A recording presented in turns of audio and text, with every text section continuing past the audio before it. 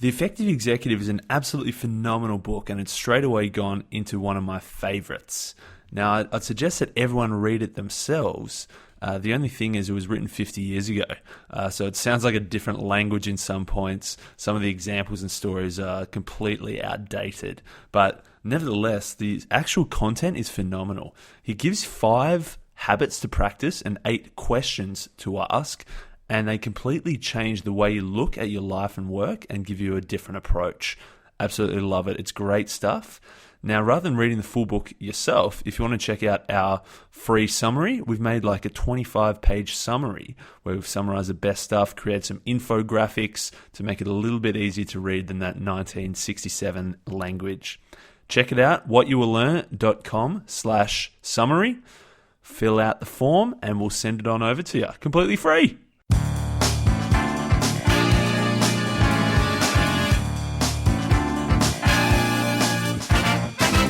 Welcome back to What You Will Learn. My name is Adam Ashton. G'day, good morning, good evening, and good night. Today we are doing an absolutely phenomenal book, The Effective Executive by Peter Drucker, the definitive guide to getting the right things done. Mate, I'd heard a lot of people say this is really good. Had never read it. I thought it looks like a little book, but it took a long time to read because it's just absolute gold. It's straight to the top 10 for me. Yep, it comes up a lot in different books. I remember Jim Collins, who wrote Good to Great, said it was he kept referring to Peter Drucker and his conversations with him as well. But I can see why. Jim Collins even wrote a foreword to one of these. This is originally published in 1967. So obviously a good 50-year history. It's definitely stood the test of time. Still very, very applicable today. Yep, totally. So it's not all about you don't have to be a CEO to read this book. It's for everyone, mainly for people in knowledge work, but I think it can be applied for anyone in any kind of work as well. Yeah, basically just in terms of definition, effective just means getting the right things done. So basically just doing shit and doing it productively. And then executive, he defines as someone responsible for a contribution that materially affects the capacity of an organization to perform or obtain results. So basically anyone who does important shit, which is, everyone. So it's all about, a lot of it's about eliminating just the kind of busy work that, isn't really getting anything done and not being effective. And for him, it starts with the question. So what is right for the enterprise? Asking the question doesn't guarantee the right decision will be made, but failure to ask the question virtually guarantees the wrong decision. Yeah, that's phenomenal. He gives 8 questions here in the intro as to, or 8 elements of an effective executive. So essentially they ask what needs to be done, ask what is right for the enterprise, they develop action plans, they take responsibility for decisions, they take responsibility for communicating, they focus on opportunities rather than problems, they run productive meetings, and they think and say things as we rather than I. Yep. So just with the action plan, which he goes in, a lot of this we could go on forever. Oh yeah, no, this episode could be an hour and a half, so we're going to try and do what we can to keep it within there. But he says the action plan needs to become the basis of the executive's time management, because time is an executive's scarcest resource. And this is what he stresses in the book. It's all about managing your time, a lot of it. So without an action plan, the executive becomes a prisoner of events. Yeah. Oh, phenomenal. And so without the plan, there is no way of knowing what events matter or which are only noise. Exactly. Mate, some of the other ones of those 8 that we just listed were focusing on opportunities rather than problems. So he says problems, they have to be taken care of, obviously, but they don't produce results, whereas exploiting opportunities are the things that exploit results. And the other thing I liked was think and say we rather than I. So always listen first and speak last. Yep. And I really like the one how he says taking responsibility for communicating, because sometimes you might communicate something to someone and you might, if something goes wrong, you might blame the person, but taking responsibility for the way you communicated it is a great way of looking at it. Spot on. So he goes through 5 sections, which we'll dive into. But first of all, he says that effectiveness can be learned. Yeah, I really like this. So it's something that you're not really born with. It's something that you're going to learn through practicing a certain number of habits, which, as you said, we'll go through. But there seems to be little correlation between a man's effectiveness and his intelligence, his imagination, or his knowledge. Yeah, he says that even brilliant men are often strikingly ineffectual because they fail to realise that brilliant insight is not itself an achievement. And basically he says that, so in the past, 100 years ago, it was just factories or farms. There was a few dudes at the top making the orders and everyone else was just labour, just manual workers. And so there was a small supply of natural people who were just naturally effective. They were the order givers at the top, and the rest, it didn't matter. Whereas today, almost everyone is a knowledge worker. And that, we're everywhere. Even some organisations are literally completely knowledge workers. There's no manual workers. So everyone needs to be effective executives. So we need to learn this. Yeah, so it's a big difference. So as you're saying in the past, the person who's going to be most productive might be the one with the biggest brute and brawn and strength and just go hard at, really work hard just physically. But now you can work really hard at something, but in the end, you might be working on the wrong thing. So you actually be wasting your time completely. Yeah, as an executive, as a knowledge worker, it ultimately comes down to what you can achieve. So the effort doesn't matter anywhere near as much as the results. So previously it was easy to measure manual workers as to how many machines they were churning out in an hour, whereas knowledge workers, it's almost impossible to measure aside from what they produce and how effectively they churn out results at the other end. Yeah, so he says 200 people can do a great deal more than work than one man, but it does not follow that they produce and contribute more than one man. So one man could essentially do more than 200 people combined. Exactly, if he's an effective executive. Mate, he pumps through a bunch of executive realities. He said that the executive's time tends to belong to everybody else, so everyone else makes demands on his time. He can't just say, you know what, this is my time now, which we'll get to in a sec. They're forced to keep operating unless they take positive action to change that. So essentially, if you're doing something, you've got to keep doing it until you change it. They operate within an organisation, so meaning that as productive as you can be, it also relies on other people using what you've produced. And the other thing he says is that executives are within an organisation in that you only see what happens around you. You don't really see what happens outside. All the results happen outside in the interactions with customers, but as an executive tucked away in the ivory tower of head office, you don't really get to see the outside world. Yeah, love it.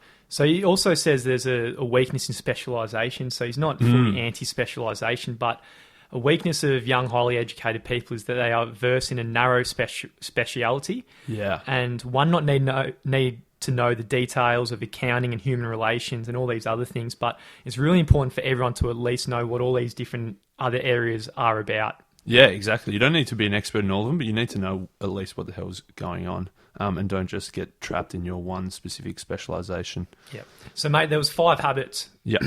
Know where your time goes, focus on outward contribution, build on strengths, concentrate on the few major areas where superior performance will produce outstanding results, and make effective decisions. So that first one, habit 1, know thy time. So effective executives do not start with their tasks, they start with their time. So he says, whilst you can go and make a plan, you can get a list of, here's all the things I need to do. I'm going to make a plan as to when and how I'm going to do them. He says pretty much that's bullshit.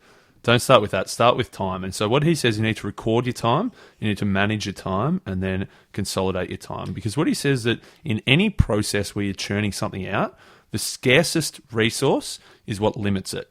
And so for knowledge workers, the scarcest resource is time. So everything you do, your output is limited by the amount of time and how effectively you use it. Yep. So money is an abundant supply, so are people, but you can never rent, hire, buy, or otherwise obtain more time. Once that day is done, it's done. It's not coming back. He says that supply is totally inelastic. So that's an economics term that essentially no matter how much demand there is for time, the supply does not change. It's completely irreplaceable. It's completely perishable. You can't store it.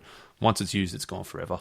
So yeah, the first thing you said there, so the first thing you need to do is record your time. And back in Peter Drucker's day, this was probably in the form of like writing it down on it and keeping some kind of notepad. Yeah. There's a lot of technology now that makes it much easier for us today. So with time, and this is, I guess, touches on the planning fallacy, when we try and plan something out and how much time we spend on something, we grossly underrate it. It's always actually much more we spend on our tasks. Yeah, exactly. And he says that even like when people rely on memory to record their time, saying, you know, at the end of the day, try and remember what you did during that day, you're going to be way off.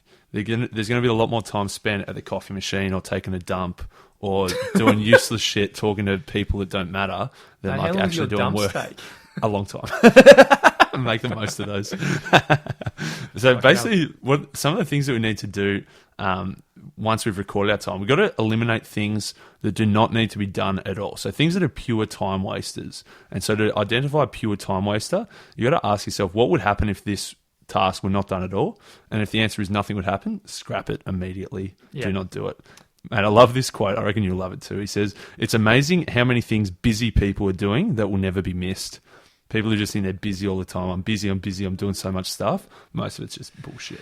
Sickening, mate. This whole busy disease, it's a disgusting sickness when you see people running around like they're fucking so important because they're so busy. But mate, the second thing he says was find the activities. So once you've eliminated things that don't need to be done, find the activities in your log, like the time you record, that could be done just as well by somebody else, if not better. So essentially it's outsourcing or delegating things to other people that they could do.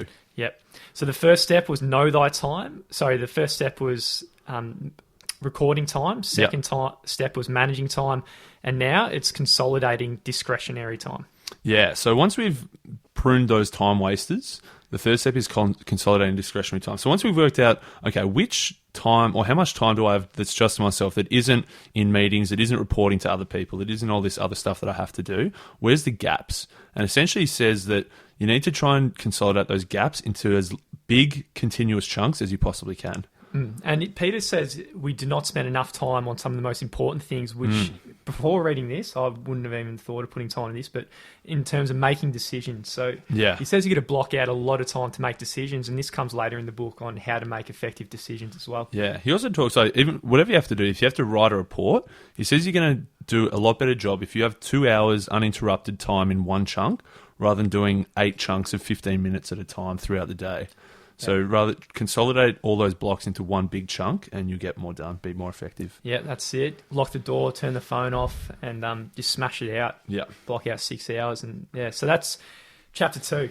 Man, there's so much good stuff. I feel like we skipped a lot there. But this is actually a phenomenal book. I said top 10, it's now top 5. It'll be number 1 by the end of the episode.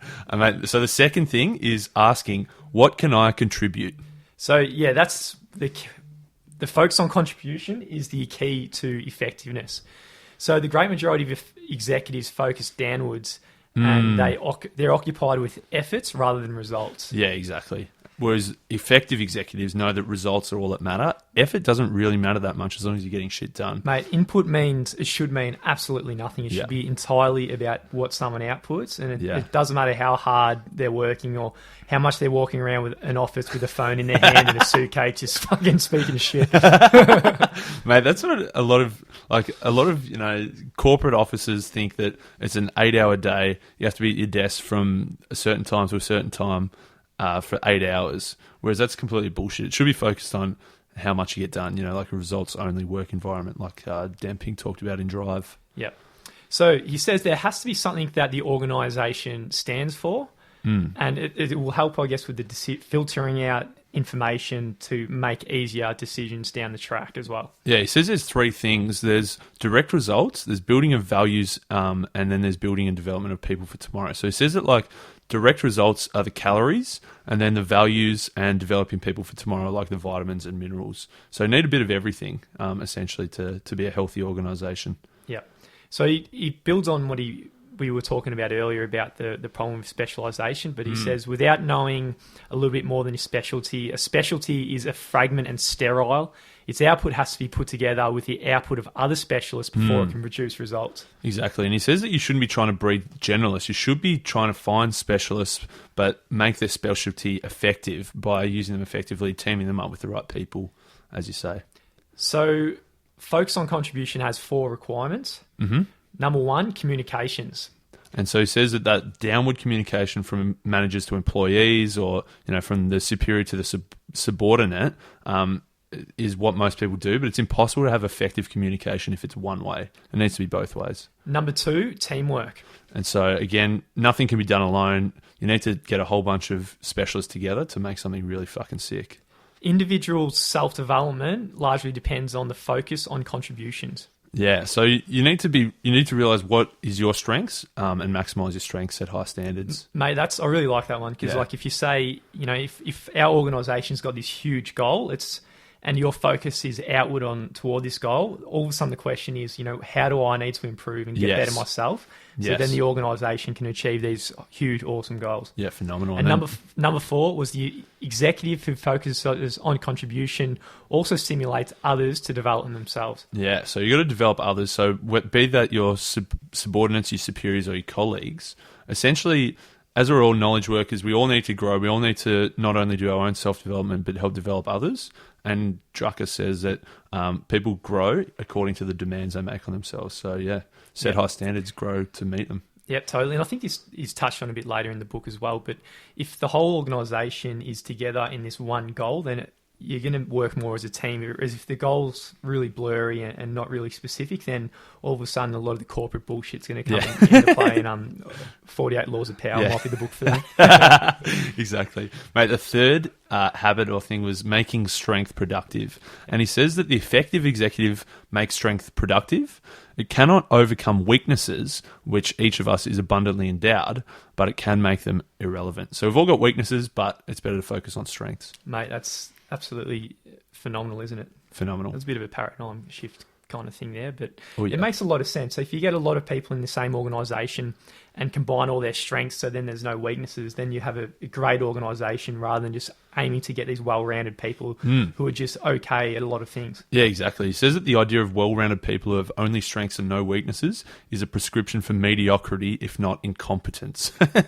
So essentially it's bullshit to say you've got no weaknesses. If you've got strong strengths, then you're also going to have strong weaknesses, and you should embrace that. And the effective executive should be capitalising on everyone's strong strengths. Yep. So as a manager, all your staffing has to be based on strengths. So when you fill a position or you promote people, it's based on what they can do and not what they can't do. Yeah, exactly. And there's like a 4-step process here, but I think that was the biggest thing, is focus on what people can do as well, not just what the job requires. So don't make a job description and then try and shoehorn someone in to do that. Find someone's strengths and what they're doing, and then after that, then you can change the job accordingly.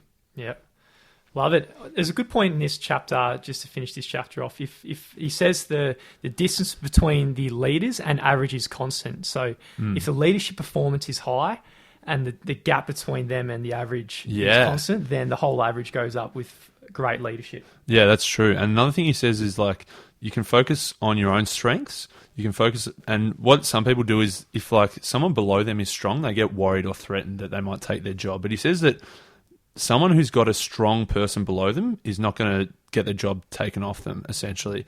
It's what you need to do is also make your boss's strengths productive. So if your boss gets a promotion, then you're going to get a promotion as well. Love it. So the next one was, which is familiar from another book, chapter 5, First Things First, which is habit 4. Yeah, I love it, mate. And he says if there's any secret to effectiveness, it's concentration. And that doing the first things first and doing one thing at a time is essentially Drucker's secret to effectiveness. Yeah. So in other words, it's all about prioritization. And if you start with how much time you got left, then you got to kind of prioritize all the tasks that need to be done into the things that are actually worthwhile doing in the first place. Yeah, because he says there's always more important contributions that can be made than there is time available. So we need to, all of our options, we need to make what he calls priorities and posteriorities. So the things that are most important and the things that are least important. Yep. In addition to the new opportunities that are coming through, you could also ask the question about what the things you're doing now. So if we did not already do this, then would we still do it? Is this actually still worth doing? This thing we've been status quo kind of thing we've been on repeat for so long. Yeah, so true.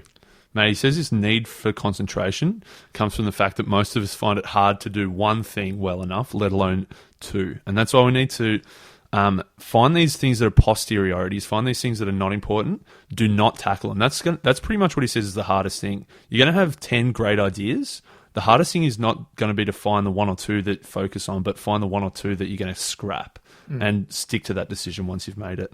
He says, and this is one of my favourite parts of the book, he says the most important thing when you're analysing priorities like we are now isn't the analysis part and being an intelligent analysis, but it's actually courage. It actually takes balls to choose the right thing to do, because sometimes it'll be doing the thing that is going against the status quo. Yeah, and he says that everybody's priority. So if one of your posteriorities is going to be someone else's priority, so you're going to have to cut them, or like they're going to be pissed off. And basically says if you don't make the decision, so rather than the executive taking control, then just the pressure is going to take control. So don't be controlled by pressure. Make your own decisions. Don't be a pussy. Yeah, 100%, man. And just on that with the courage of the priorities, he says to focus on an opportunity rather than a problem takes courage. To choose your own direction takes courage. And to aim high and shoot for the moon and try and do something big and meaningful, that also takes a lot of balls. Yeah, nice.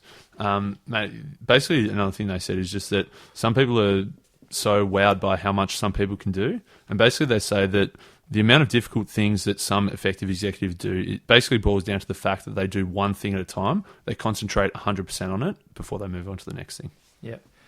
Mate, so the next part of the book was the elements of decision making, which is habit 5. And this is like a 2-chapterer. So the fifth thing was the decision making. So he sort of had the elements of decision making. And he says basically that the decision making is the only task that is specific to executives. Only executives make decisions. The manual worker out in the factory who's screwing bits of metal together, they don't make any decisions. Yep. So the important thing with decisions is the effective executives don't make a heap of decisions. They focus and concentrate on the most important ones. Yeah, mate. So he's got a 5-step process. I'll list all 5, and then if you want to dive into any more, we'll see how we go. But basically, first is there's a clear realization of the problem, and essentially that the problem is generic and can be solved by creating a new rule or a new principle that means it won't come up again. The second is definition of the boundary conditions and clear specifications of what the decision is meant to accomplish. The third is looking at what is right and what things are absolutely essential, because he says that any decision you make, you're going to have to compromise or adapt or make concessions at some point to make it adaptable, but you need to know what is 100% right, 100% necessary. Fourth is build into actions, because obviously once you make the decision, you need to make actions. And then fifth is building in feedback, because yes, you make a decision, but it might be wrong, so you need to have constant feedback to be assessing whether it was right or not. Yeah. So I guess in summary of those 5, it's really important to start to classify the decision and then put into the categories, and then from there outline boundary conditions and what makes this decision unique. Yep. And then establish rules if you can as well. So then if this comes up in the future, then it can be automated. Yeah, spot on. Mate, the other bit I really liked was when he says, like, know exactly what will satisfy the boundary conditions. He says there's 2 ways where you can compromise. You're going to have to compromise and adapt. So you need to know very clearly what you need 100%. Because you said there's sort of 2 old proverbs. One old proverb says that half a loaf is better than no bread at all. And the other proverb is saying, like from King Solomon, where King Solomon made that thing with splitting the baby in half. And he said that half a baby is worse than no baby at all. Yeah. So you need to work out, are you willing to compromise and have half of what you wanted? Or if you're going to compromise and get half, is it better to just have nothing at all? So you need to work that out. Yeah, it depends on the boundary conditions. So for the boundary condition for a baby, you can't have half a baby. Yeah, exactly. You can have half a loaf of bread. Yeah, correct. Or you can have half a baby if there's anyone out there without a... I don't think you want half a baby. Mate, so then he talks about effective decisions. So essentially he says a decision is a judgment. And he says here, it's a choice between alternatives. It's rarely a choice between right and wrong. He said, at best, it might be a choice between almost right and probably wrong, but generally it's just a choice between 2 courses of action. Both are probably going to get you in a good spot.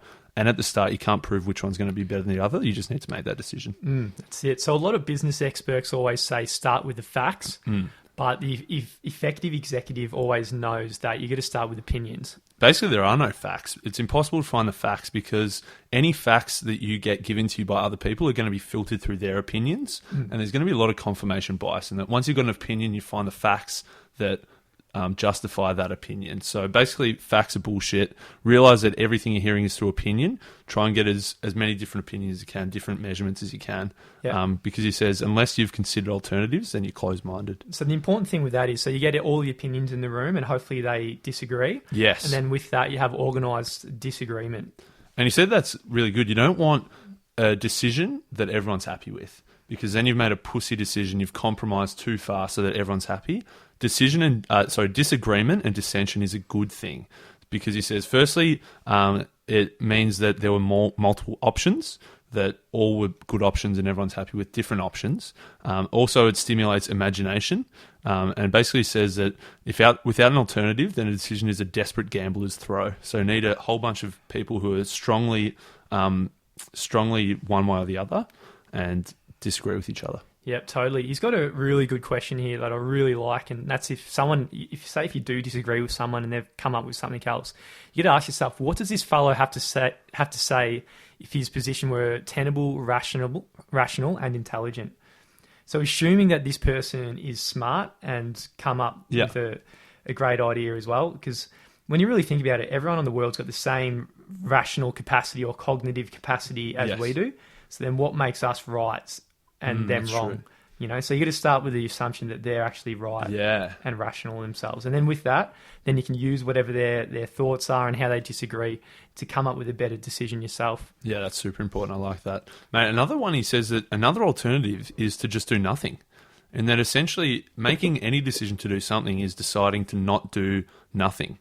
So essentially doing nothing is an alternative in itself. So you need to weigh up the costs and benefits of doing something versus doing nothing. He says that you act if on balance the benefits greatly outweigh the costs and the risks. And it's super important to act or do not act. You can't hedge or compromise or half do one thing and half do the other. You got to fucking balls up and do one or the other. Yeah. Yeah. Mate, there's 5 habits. There's a conclusion here that effectiveness must be learned. And self-development of the executive toward effectiveness is the only answer. Yeah, nice.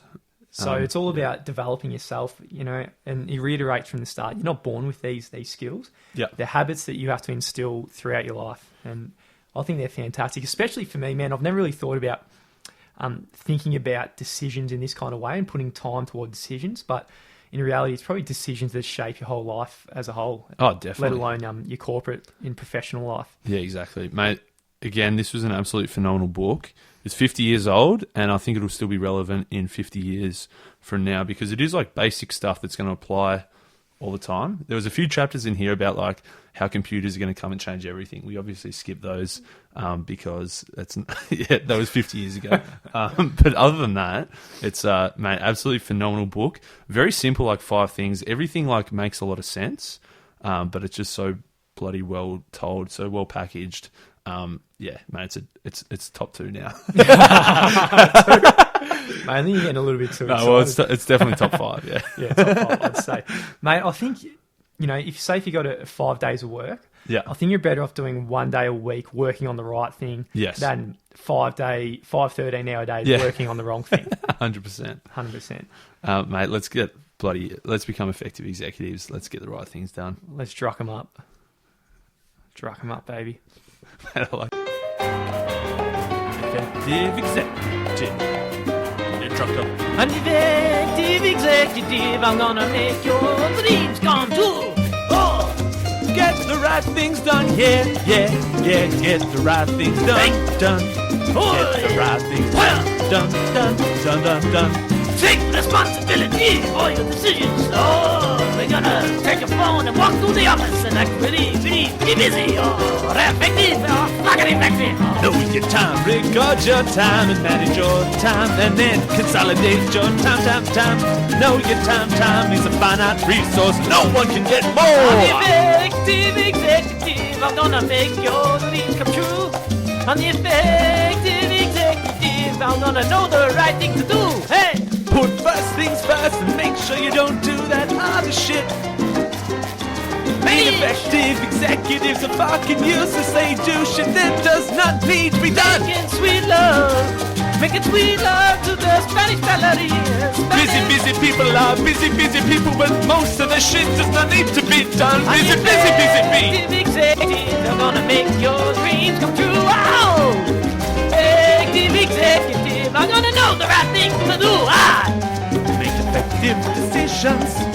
Don't be a pussy and half-ass it. Do one thing or the other thing. Don't compromise or you're fucking pussy. Effective executive, I love to lick the pussy, yeah! Effective executive. Yeah! Oh, get the right things done. I'm getting up